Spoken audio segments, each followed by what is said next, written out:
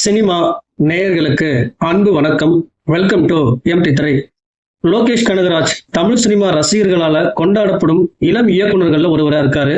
மாநகரம், கைதி, விக்ரம், மாஸ்டர் என வெற்றி படங்களை கொடுத்த லோகேஷ் கனகராஜ் அவரது இயக்கத்துல அடுத்ததா வெளியாக போகும் படம் தான் கூலி.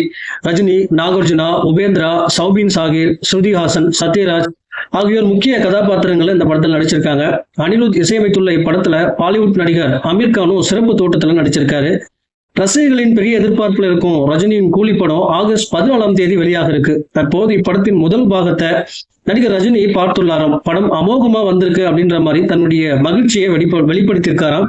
பொறுத்திருந்து பார்க்கலாம். இந்த படம் ரிலீஸ் ஆனதுக்கு அப்புறம் தான் நமக்கு தெரியும் இந்த படம் அமோகமா வந்திருக்கா இல்ல எப்படி வந்திருக்கு அப்படின்னு சொல்லி. அடுத்த அப்டேட்ல சந்திக்கிறேன். நன்றி, வணக்கம்.